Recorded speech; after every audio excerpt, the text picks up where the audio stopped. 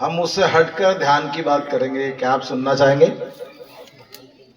ज्ञान की बात सुनना चाहेंगे कि ध्यान की बात? अच्छा, ध्यान की बात सुनना चाहोगे, पर अक्सर तो लोग ज्ञान की बात सुनने आए। आप तो ये मनसा ही दिमाग में लेकर आए हो कि कुछ ज्ञान की बात होगी, और हम आपके रुचिप्रद विषय पर बोल नहीं रहे।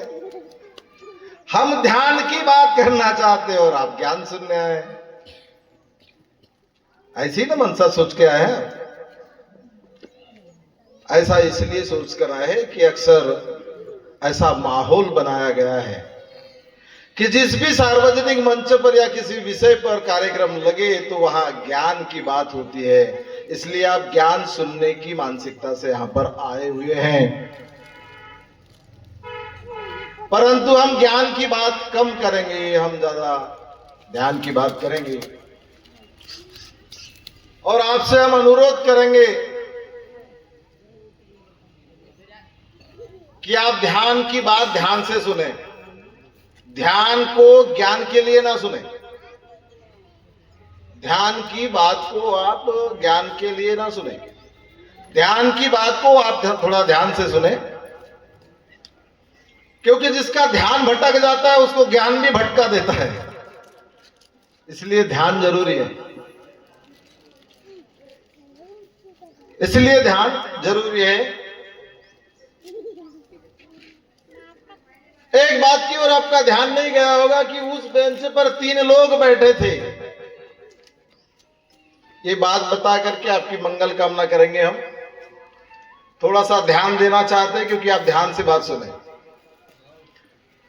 उस तरफ जो बैठे थे वो काल सर्पे जी थे। आप उन्हें ओबीसी के रूप में जानते हैं और ओबीसी अपने आप को हिंदू के रूप में जानता है।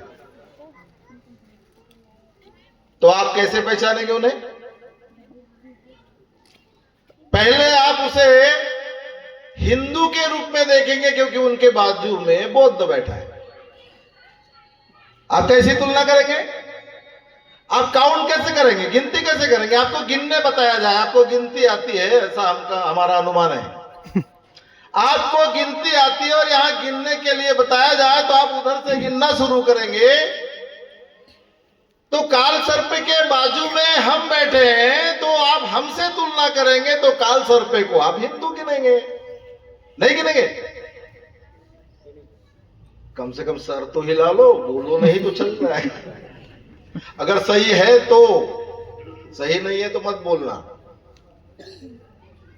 तो जब आप गिनती करेंगे, अपने हिस्से में गिनती करेंगे, अपने आधार पर अगर आप गिनती करेंगे तो उधर से गिनेंगे तो काल सर्पे को आप हमारे से तुलना करते समय उन्हें हिंदू गिनेंगे, आप हमें बौद्ध गिनेंगे, और मेरे बाजू में जो व्यक्ति बैठे हैं नाम से अस्फाक है, उसे आप क्या गिनेंगे जी? मुस्लिम। अरे बोलो ना भाई। मुस्लिम। 1924 में बाबा साहब बोल कर गया, मैं बिना बोलने वालों का नेता हूं, मूक नायक। क्या वही समय है क्या? अभी वही समय है क्या? भारत का संविधान आपको बोलने की सहमति, बोलने का मतलब होता है हाँ या ना में सहमति देने का अधिकार कौन देता है? भारत का संविधान देता है, और इस अधिकार का आप उपयोग नहीं कर रहे हो। क्या क्या माना जाए आपको? हम आपसे कुछ बात करना चाहते हैं, हम बात करने आए। हमने पहले ही कहा कि हम ज्ञान की बात नहीं करेंगे, हम ध्यान की बात करेंगे। इसलिए आपका ध्यान इधर होना चाहिए, इसलिए हम आपसे बात करना चाहते हैं। कोई मां के पेट से हम बुद्धिमान पैदा नहीं हुए। कोई भी इंसान मम्मी के पेट से बुद्धिमान पैदा नहीं होता, विद्वान पैदा नहीं होता।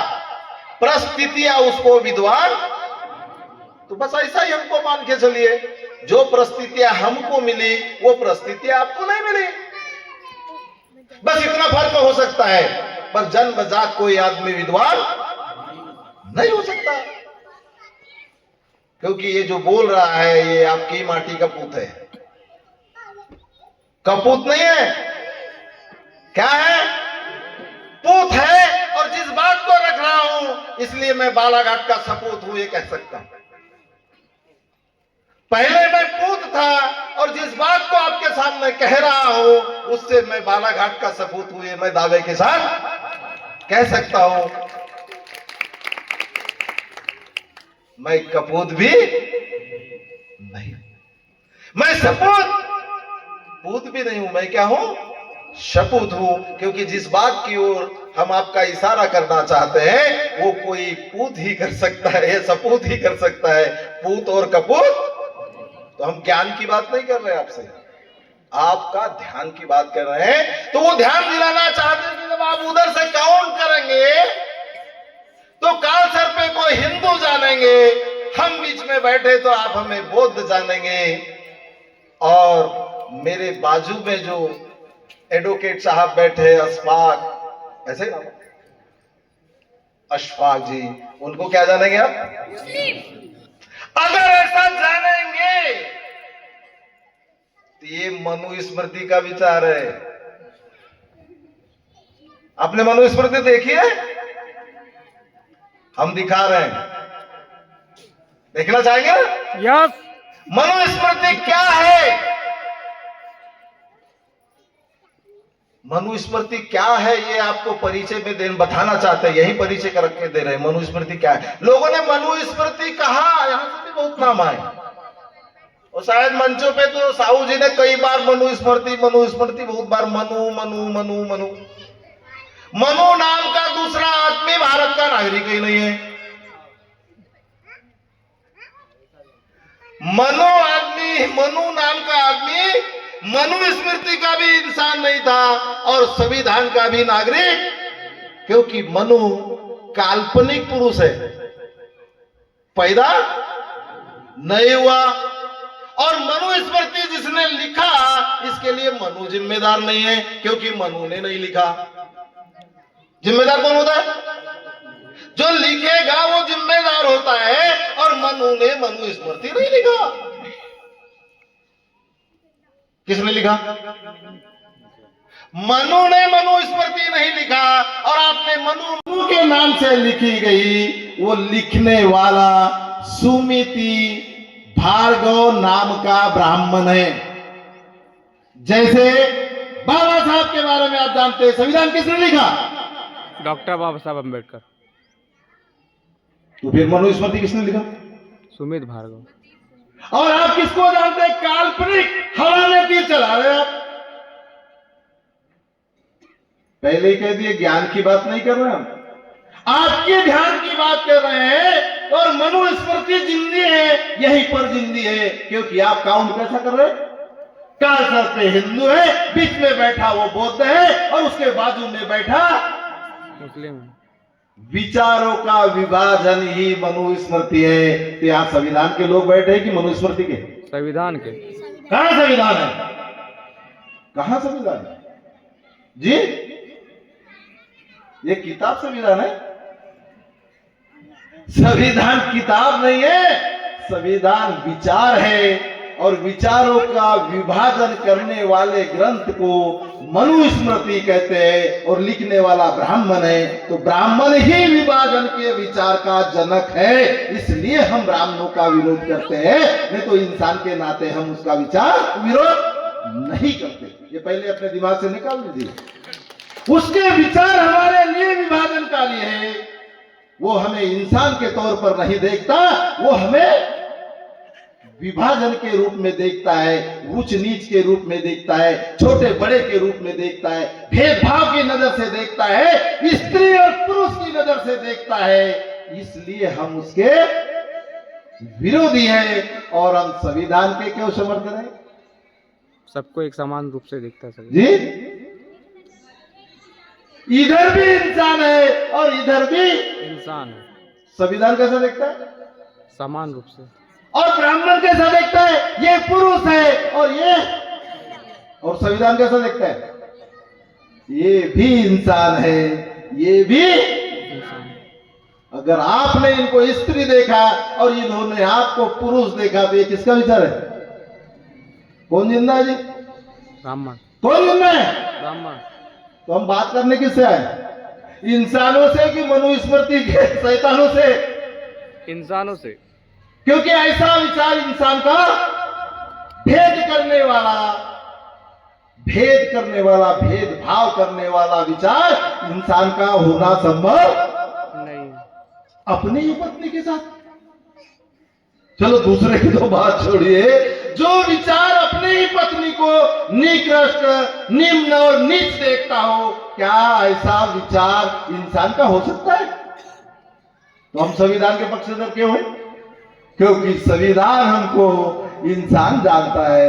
रामलाल भी इंसान है और श्यामलाल भी। तो आपको कौन सा विचार प्रिय है संविधान वाला जी? आपको निकृष्ट मानने वाला और इनको उत्कृष्ट मानने वाला ये पसंद है कि सबको बराबर मानने वाला फैसला आप कीजिए कि आपको मनुस्मृति चाहिए कि भारत का संविधान। जी कुछ बोलोगे नहीं? संविधान। भूख लगी होगी, थोड़ा सा कुछ दे दो भाई। इधर माइक नहीं है ना जी, वहां से आवाज आती है, इधर माइक से नहीं जाती, इधर माइक नहीं है इधर। हमको आवाज आ रही है बराबर, क्योंकि आपके चेहरे से पहचान लेते हैं कि आपके चेहरे पर क्या आ रहा है। क्योंकि 25 साल से आपके चेहरे ही पढ़ते आए हम। दिल तो काला है और दिमाग तो और ज्यादा काला है। हम तो चेहरे ही पढ़ रहे हैं 25 साल से। आपका दिल भी काला है और दिमाग भी, क्योंकि दिल और दिमाग पर आपका कब्जा किसका है? शैतानी शक्तियों का। इसलिए आपका चेहरा पढ़ते आ रहे हैं अशोक भाई। दिल और दिमाग आपका काला है क्योंकि मनुस्मृति का विचार आपके दिमाग में। इस काले दिल वाले और काले मन वाले लोगों से बात कर रहे हैं। नाराज मत हो ना, नहीं तो बोलोगे सुबह खाना खिलाया था बनती थी और आप हमें हमारा खाना उगलवा रहे हैं।